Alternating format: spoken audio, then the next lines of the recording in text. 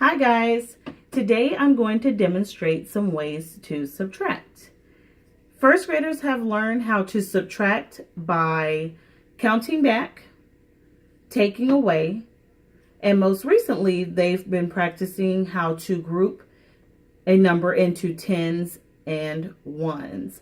So I'm going to demonstrate those strategies.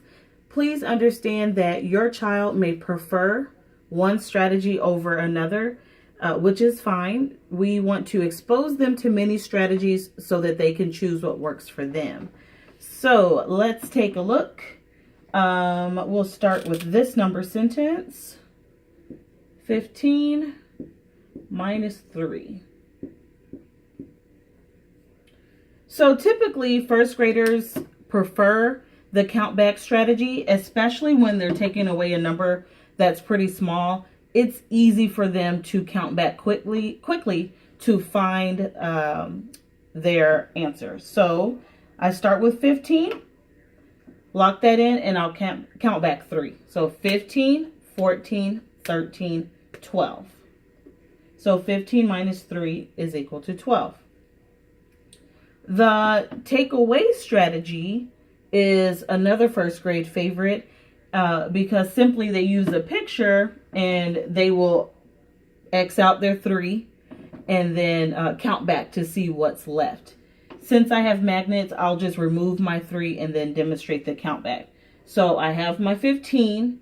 It's here on my double 10 frame. We prefer to have this sort of picture because it's structured versus having a student draw 15 circles in a line and then cross them out. That is a recipe for disaster. They typically will draw too many or don't have enough, and it's just really hard to keep up with. So it's easier to have a structured picture. So here's my 15. I'm going to take out my 3.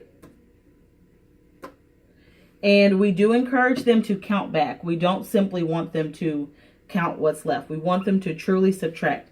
So I had 15, 14, 13, 12. Now, some students, when they do the takeaway and then count back, they count a little differently. It's just their preference. And so the other way would be to say 15, 14, 13. So there must be 12 left. Okay, so your child just has to know what kind of counter they are in order to determine which number they'll start with. So now the challenge. So the strategy group tens and ones is a strategy that seems very complicated, but it's actually just breaking a whole number, the 15, down into smaller parts that are easier to subtract from, and then just putting things back together with addition. So I'll show you how we do that, how we break that number apart. Just one little disclaimer: if your child does not know their math facts, this strategy will be very challenging. So we've been working all year long with those numbers from 0 to 10, and so by now they should have it down where they know how to put those numbers together and take them apart very quickly without much counting or any counting at all. So let's look. 15 minus 3. So I start by breaking my 15 into a group of 10 and some ones. My picture illustrates that perfectly. 15 is 10 and 5. So I'm going to go ahead. This is that number bond from the beginning of the school year. And I'm going to put 10 and 5. This is my 15 now. Okay. So now I want to start my subtraction. And I have to decide, well, where am I going to take this 3 away from? Which part should I take it from? From the 10 or from the 5?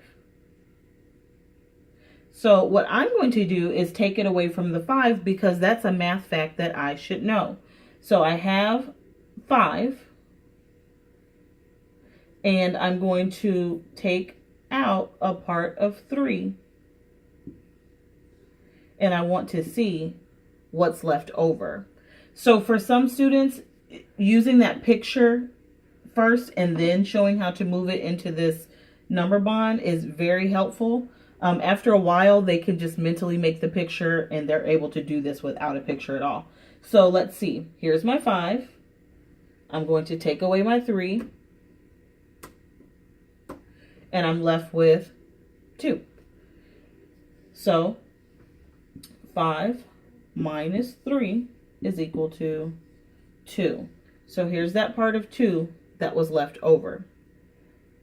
Now, remember, I was only taking away 3. I didn't take anything away from my 10. So now I have to put my 10 back together with whatever was left over. So that's 10 and 2. Same way here. 10 and 2, and that makes 12. So again, that's a quick math fact that students know. They don't have to use their fingers and do any counting when they see 10 and another number. So 10 plus 2 equals 12.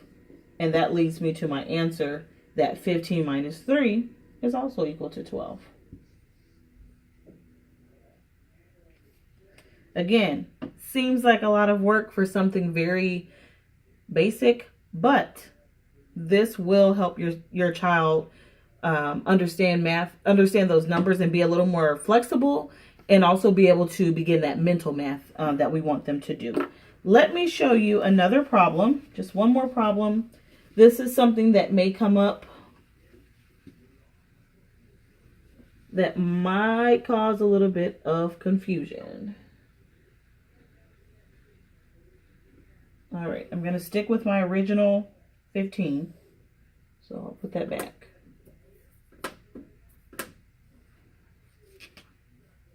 15. But this time I'm going to take away 7. So 15 minus 7. And I'll use the strategy of group a 10 and ones. So let's see here. My 15 again is 10 and 5. And I want to take 7 away. So I kind of have to think ahead before I make the number bond, because I need to decide where to put my parts. So can I take 7 away from the 10 or from the 5? You want to, of course, take it away from 10. Okay, I like to take my number from one section. I don't want to mix between the two. So I'm going to put my 10 on this side and put my 5 over here. Is that still 15? Yes, 5 and 10 is still 15. I just broke it down to smaller numbers to help me subtract faster. So let's see here.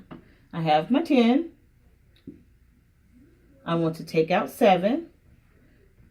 I'm going to put my 7 here. I like to circle my numbers when I use them so that I know what's already used, and I'll put that back together.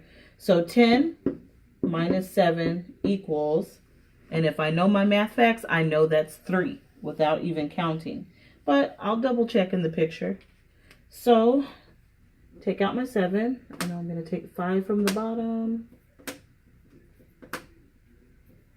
and 2 from the top. And I have my 3 left. So I'll put my part of 3. And now that I've taken away, it's time for me to put the other parts back together that I didn't use. So just like in my picture, I see the 3 and I see 5. 3 and 5. Put those together. Again, quick math fact that I should know. So 5 plus 3 is equal to 8. And that leads me to this number sentence. That means that 15 minus 7 should also equal 8. Now, most times students don't believe that the strategy actually works, or they might just get a little confused. So we always encourage them to use one of the other strategies to check their work. So I'm actually going to go ahead and count back and see if 15 minus 7 really is 8. So I'll lock in 15, 14, 13, 12, 11, 10, 9, 8. So it worked. I hope these strategies have been helpful for you with a demonstration. Hopefully that was helpful for you. Let me know what you would like to see in the future. I'm happy to model anything that we're doing in class. Have a good one.